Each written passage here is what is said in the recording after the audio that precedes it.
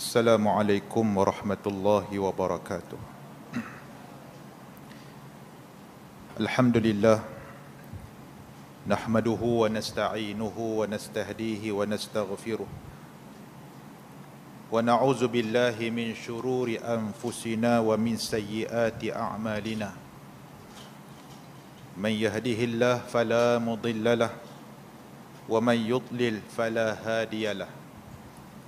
Asyhadu an la ilaha illallah wahdahu la syarika lah wa asyhadu anna sayyidana Muhammadan abduhu wa rasuluh wa safiyuhu min khalqihi wa habibuh alladhi adda al-amanah wa ballagha ar-risalah wa nasaha al-ummah wa jahada fillahi haqqal jihad hatta atahu al-yaqin. Yang berbahagia Tuan Imam yang memimpin solat kita pada malam ini, bahagia Ustaz Kamil, para asatizah, tuan guru, alim ulama, muslimin dan muslimat yang dirahmati Allah Subhanahu wa taala. Kita sudah berada pada malam yang ketiga daripada sejumlah bulan Ramadan yang dianugerahkan oleh Allah Subhanahu wa taala kepada kita. Maka sebagai mukmin yang sentiasa mengharapkan keampunan daripada Allah Subhanahu wa taala, kita cuma diberi peruntukan masa 30 hari atau 29 hari untuk kita membuktikan kepada Allah Subhanahu wa taala bahawa kita nak Allah taala ampun dosa kita. Saya ulang balik nasihat pada diri saya dan kita semua dalam tazkirah yang ringkas ini, kita hanya ada 30 atau 29 hari untuk kita buktikan kepada Allah Subhanahu wa taala bahawa kita nak, ya Allah, aku tunjuk ni sebagai tanda aku nak ampunkan dosa aku.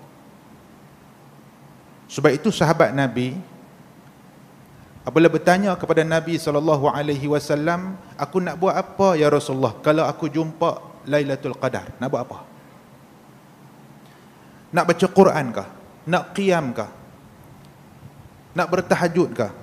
Nak bersedekah kah? Nak buat apa kebaikan? Banyak ni kebaikan.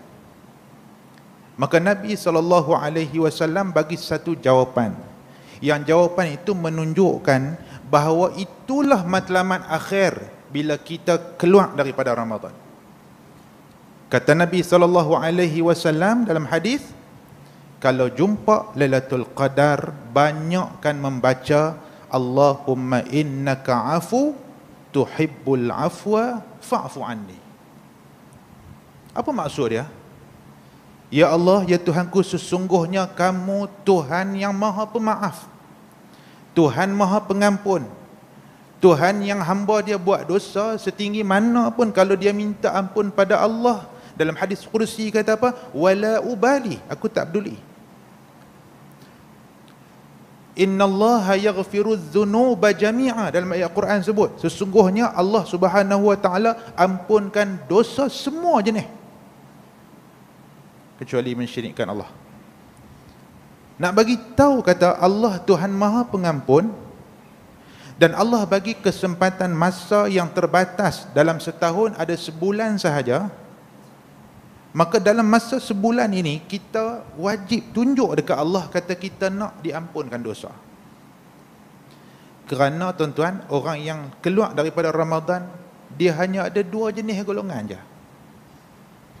Dalam doa yang selalu kita duk baca setiap malam, ya Allah, jadikan kami minas su'ada'il maqbulin wala taj'alna minal ashqiya'il mardudin.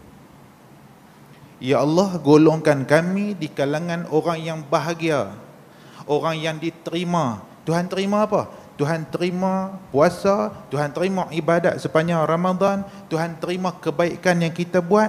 Kerana apa? Kerana ada golongan yang Tuhan tak terima. Maka bila kita baca cerita salafus soleh, waktu mereka suap makanan ke mulut, bila buka puasa, suap tamar ke mulut, suap apakah kita lagi rakan lah kan, murtabak kah, Salafus salih dulu kalau suap makanan ke mulut, dia ada dua perasaan. Ar-raja wal khauf. Ar-raja maksud dia apa? Ya Allah, taqabbal minna, terimalah ya Allah. Yang daripada subuh tadi sampai kelar ni buka puasa, ya Allah, terimalah ibadat yang aku tunjuk ni. Kita ni buat persembahan, tuan-tuan. Persembahan kita, wa ana ajzibih, dalam hadis kata Allah Taala sebut, dan aku yang nak balas. Maksud dia jurinya Allah. Hatta Nabi pun tak bagi tahu berapa pahala nak dapat. As-sawmu li, puasa tu dipersembahkan untuk aku, kata Allah, wa ana ajzibih, dan aku yang nak balas. Oleh kerana aku yang nak balas, kena tunjuk lah. Kena tunjuk macam mana yang kata kita nak Tuhan ampun. Maka ulama-ulama waktu buka puasa, dia ada dua perasaan. Satu, mengharapkan Allah terima. Yang kedua, takut-takut tak terima. Tuan-tuan kerja tak ada gaji, rasa macam mana?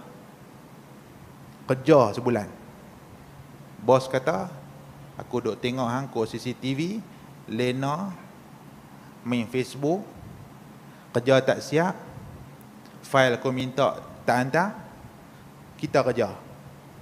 Bos kata, gaji bukan potong 50%, tak ada terus. Aku duk tengok dia buat kerja ni. Kalau kita tahu daripada awal kita ni tak dapat gaji, agak guna tuan-tuan, tak kerja. Tapi oleh kerana kita tak tahu, maka kita kena usaha sungguh-sungguh supaya hak kita duk buat ni Tuhan terima. Muslimin dan muslimat yang dirahmati Allah Subhanahu wa taala. Masa kita terbatas. Saya nak ringkaskan. Untuk menunjukkan bahawa kita nak jadi orang yang al-maghfur, yang diampunkan oleh Allah Subhanahu wa taala, daripada Tuhan yang Maha Pengampun, maka Nabi bagi formula dalam hadis.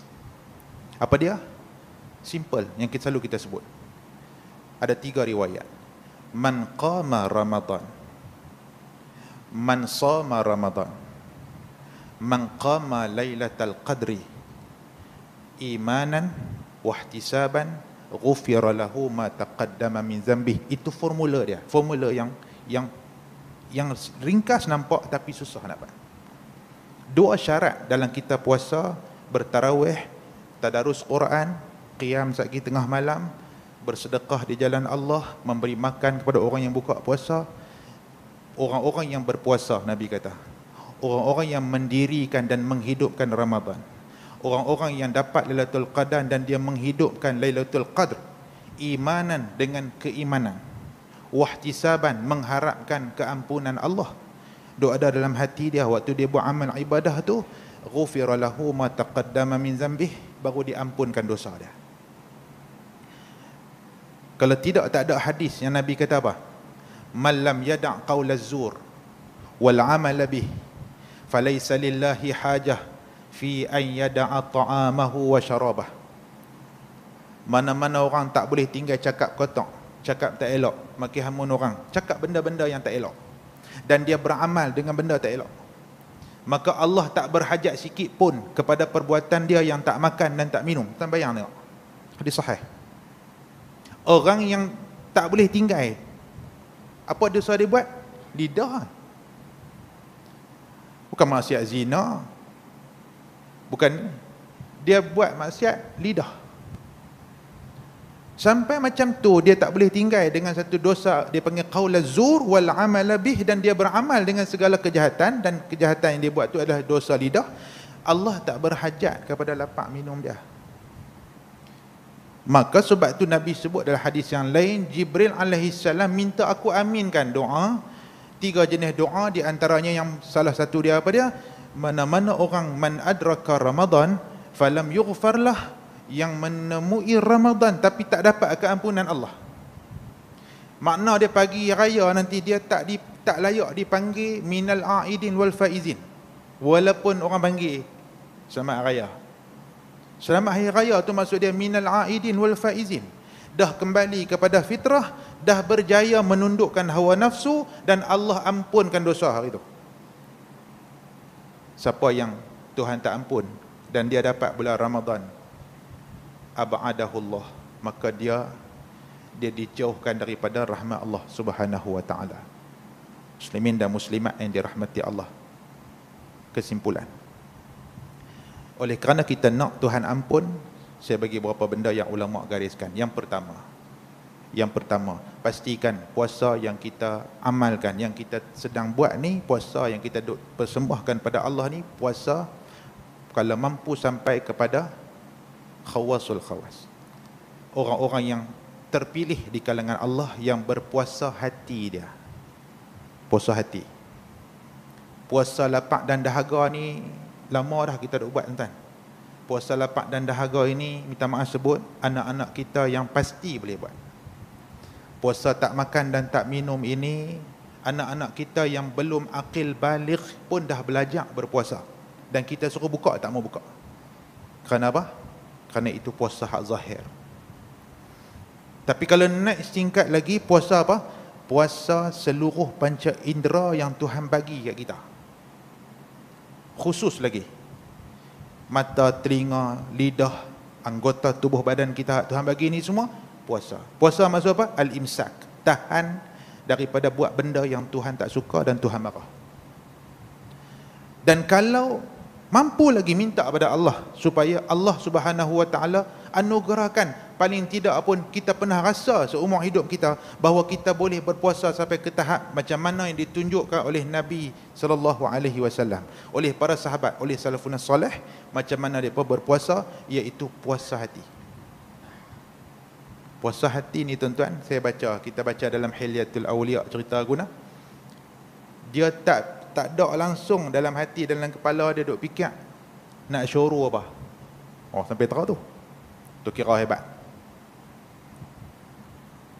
Macam Nabi SAW tunjuk, kalau yang dihidangkan oleh Aisyah itu tamar-tamar, kalau yang ada dalam rumah tu yang sejuk, puasa Nabi yang paling tinggi, puasa hati. Jadi nombor satu, puasa. Yang kedua, tuan-tuan muslimin dan muslimat dirahmati Allah, kita nak ambil dua ya, tiga benda.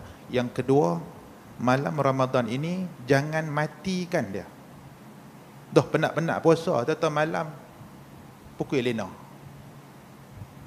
Sia-sia kita punya perjalanan Ramadan kita tu jadi tak cantik. Jangan matikan malam-malam Ramadan kita ni. Hidupkan dia. Sama ada dengan qiyam, dengan tilawatul Quran. Tuan-tuan, Imam Malik rahimahullahu ta'ala, Imam Malik yang majlis hadis dia tiap-tiap hari, tapi masuk Ramadan tutup majlis hadis, baca Quran. Siapa dia? Imam Malik bin Anas, Imam mazhab Maliki. Asy-Syafi'i rahimahullahu ta'ala, mazhab kita imam, mengkhatamkan Quran di luar waktu semayang sebanyak 60 marrah, 60 kali.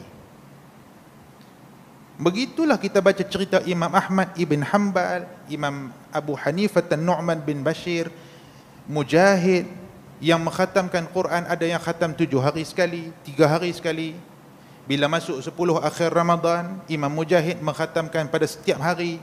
Quran tak boleh tinggal. Ramadan dengan Quran ini sinonim. Dan yang terakhir tuan-tuan, ini mujahadah yang besar yang kita kena cuba buat tahun ni dan tahun akan datang insya-Allah kalau umur panjang, mula tahun ni. Tuan-tuan, tiap-tiap kita Allah takdirkan rezeki yang berbeza-beza. Tapi rezeki kita yang tak sama jangan jadikan alasan untuk kita tak sedekah di bulan Ramadan. Wa kana Rasulullah ajwadun nas. Jangan jadikan alasan aku miskin, aku susah, aku tak boleh bagi. Sangat rugi. Was-saumu junnah, puasa itu benting, was-sadaqatu tudfi'ul khati'ah kama yudfi'ul ma'un nar atau kama qala. Sedekah hak kita bagi itu dia padam dosa hak kita pernah buat, seperti mana tuan-tuan ambil air simbah atas api.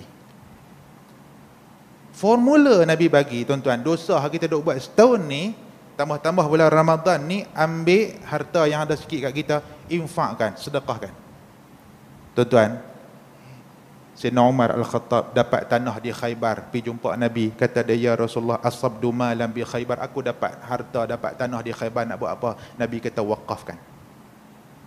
Sayyidina Uthman ibn Affan bila dengar Nabi kata siapa boleh beli telaga rumah daripada Yahudi ini untuk diberi minum kepada orang Islam tak ada tempat nak ambil air, Siapa boleh beli, maka esok di syurga dia dapat minum air dalam syurga. Uthman ibn Affan, sahabat Nabi yang sangat pemalu, yang sangat penyantun.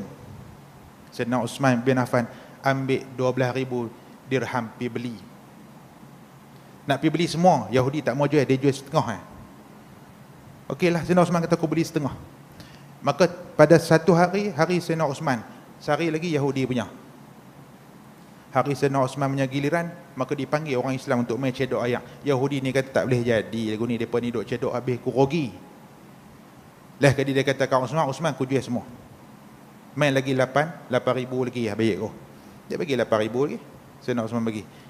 Kita pergi ke Madinah lah ni, dia panggil Bi'ru Rumah. Bir Sayyidina Uthman ibn Affan, telaga sumur yang diwakafkan oleh Sayyidina Uthman ibn Affan kepada orang Islam, duk ada sampai kelar mata air. Dalam riwayat kata apa? Rasa dia nak baca ayat Zam-Zam. Kita baca Abu Talhah ada Bayruha, ladang kurma depan Masjid Nabawi, paling hak dia sayang. Turun ayat lan tanalul birra hatta tunfiqu mimma tuhibbun.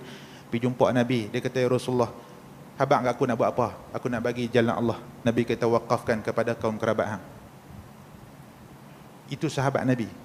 Jadi tuan-tuan, kita ni kalau tidak pun wakaf, sedekahkan harta yang ada dekat kita. Dengan berkat Ramadan ini, mudah-mudahan Allah ampunkan dosa kita dengan puasa yang kita persembahkan, dengan sedekah yang kita duk bagi, dan dengan qiyam menghidupkan malam-malam Ramadan kita. Mudah-mudahan kita digolongkan di kalangan orang-orang yang diampunkan dosa oleh Allah. Aqulu qawli hadza astaghfirullah. Assalamualaikum warahmatullahi wabarakatuh.